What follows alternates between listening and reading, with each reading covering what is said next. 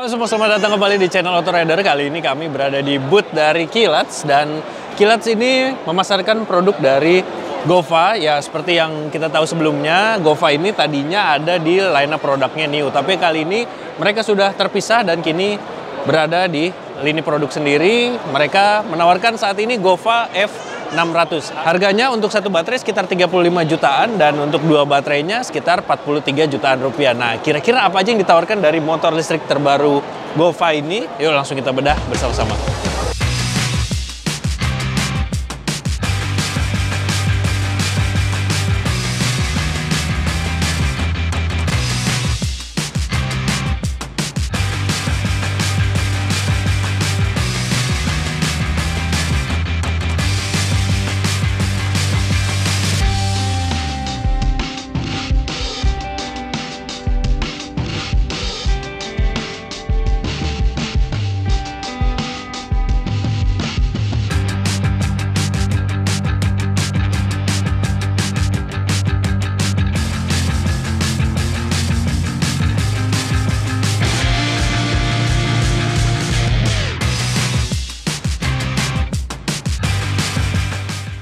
Oke, pertama kita bahas dari segi desainnya dulu. Di depan ini kelihatan futuristis dan emang ada beberapa ciri khas yang tersemat di Gova.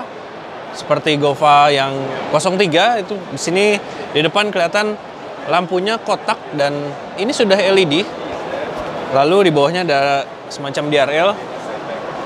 Kalau dinyalain, oke, lampunya di sini ada dua, kelihatan kalau dilihat dari dekat. Nah, lampu dekatnya ada di sebelah kiri dan lampu jauhnya ada di sebelah kanan.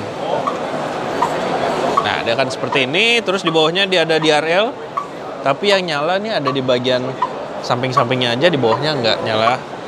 Terus dudukan plat nomornya dia ada di bagian tengah sini. Terus di sini ada semacam windscreen kecil yang mirip dengan beberapa produknya NIU seperti NGT atau NQI. Sini ada yang kecil, terus lampu sennya pun masih mirip-mirip dengan lini produknya NIU. Terus lanjut ke bagian tengahnya, ini stangnya cukup besar sini dan ini ada covernya juga. Kalau beberapa produk NIU itu stangnya rata-rata telanjang, tapi ini ada covernya. Terus di bagian tengah sini, sebelah kanan ada rumah kunci. Dia punya 4 mode untuk menyalakan, jadi sini ada kuncinya. Nah, bisa dengan remote, lalu dengan anak kunci biasa, atau dengan NFC, atau bisa dengan aplikasi yang terhubung ke motor. Lalu di sebelah kiri ini ada kompartemen penyimpanan, dan di atasnya ada USB charger, lalu ada gantungan barang di tengahnya. Dan di bagian tengahnya, ini dia decknya bukan yang model rata, jadi di tengahnya ada semacam gundukannya, tapi untuk posisi kaki ini harusnya banyak pilihan. Nanti coba kita praktekin di posisi ridingnya.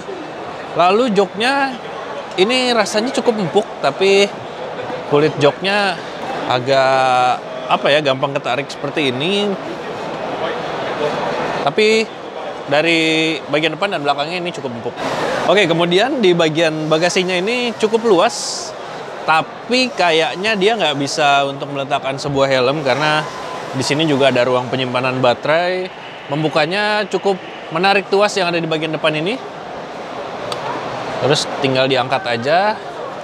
Nah, ini sekarang terpasang 2 baterai. Lalu ruang penyimpanannya cuma ada di belakang, di sini atau di atasnya aja. Ya, kalau untuk jas hujan dan beberapa tambahan barang-barang lain, sepertinya masih cukup di sini.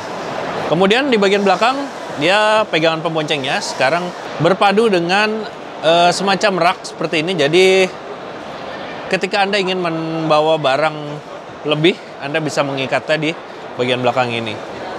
Lanjut ke bagian belakangnya, dia lampunya di sini ada di bagian tengah, terus di sini ada kayak semacam kisi-kisi, tapi ini kelihatannya nggak tembus angin. Terus lampu sennya ternyata cukup panjang di belakang ini batangnya, jadi sepertinya rawan ketika di jalan raya selap-selip, takutnya kesenggol dengan kendaraan lain. Oke, beralih ke bagian kaki. Di depan dia pakai suspensi model teleskopik dan bannya di depan maupun di belakang pakai ring 14 inci. Depan pakai ban 90/90 ring 14, sementara di belakang pakai 110/80 ring 14 dan keduanya sudah dipadu dengan rem tipe cakram. Oke, lanjut ke bagian performa. Dia pakai model hub drive di sini, jadi motor listriknya menempel di roda belakang. Nah, motor listriknya ini berkapasitas 3000 watt dan dipadu dengan baterai tadi 72 volt 20 ampere hour. Kemudian berbekal perpaduan tadi, dia bisa melaju hingga kecepatan 78 km per jam, kemudian range-nya 80 sampai 100 km per jam. Nah, untuk melakukan pengecasan, dia membutuhkan waktu sekitar 4,5 jam. Oke, nah sekarang gimana posisi berkendaranya? Dia punya tinggi jok 760 mm dan bobot sekitar 120 kg. Ini tinggi saya sekitar 175 cm dan ini posisi duduk saya di Gova 600. Posisinya kakinya menekuk sebenarnya, tapi sedikit menjinjit. Tapi kalau dengan satu kaki sih masih aman-aman aja seperti ini. Dan motornya juga cukup enteng ketika berhenti seperti ini. Dan ketika duduk agak ke belakang, nah ini jadinya seperti ini tampilannya. Kemudian untuk pijakan kakinya, ya seperti yang tadi saya bilang, ini ada banyak banget pilihan pijakan kaki. Sini bisa di belakang, bisa di tengah gini, atau di depan. Tapi kalau di depan, Anda harus duduk agak ke belakang seperti ini. Oke, nah kira-kira ada apa aja di panel instrumen si Gova F600 ini? Langsung aja kita nyalain, dan emang nyalain paling simpelnya sih bisa pakai NFC atau tombol. Cuma kayak lebih seru pakai tombol ya.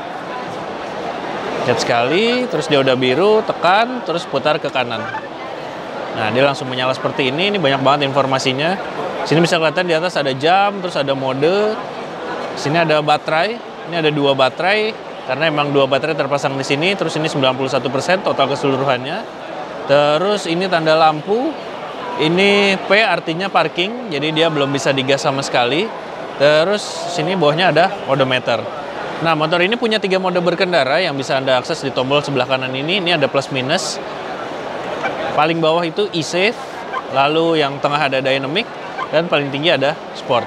Nah, di bawahnya ini ada hazard, terus di bawahnya ada starter, terus di kiri ini ada lampu dekat, lampu jauh, terus ada lampu sen. Nah, terus di sini ada cruise control, jadi dia udah punya cruise control.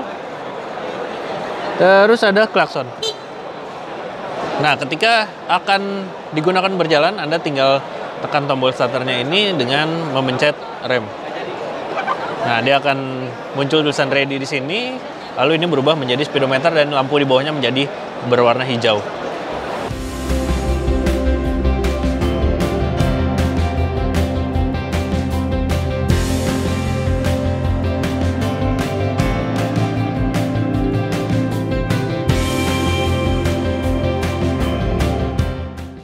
Oke Riders, itu dia tadi bagaimana impresi perdana kami terhadap Gova F600 ini. Jadi kurang lebih seperti itu detailnya. Kira-kira bagaimana menurut Anda? Apakah layak untuk dimiliki? Dan jika Anda tertarik dengan motor ini, Anda bisa mendatangi dealer Gova di sekitaran Pondok Indah, atau Anda bisa menghubungi salesnya, atau datang ke IMOS di ASBSD ini sampai tanggal 29 Oktober. Dan Anda hanya perlu untuk membayar booking fee sebesar Rp1 juta. Lalu motor ini akan sampai ke rumah Anda sekitar bulan Januari. Oke, kita udah sampai di penghujung video. Terima kasih untuk Anda yang sudah menyaksikan video ini sampai habis dan juga sudah like serta subscribe channel Autorider. Main juga ke website kami di www.autorider.com dan Instagram kami di @autorider.com. Sampai jumpa di video berikutnya. Dah.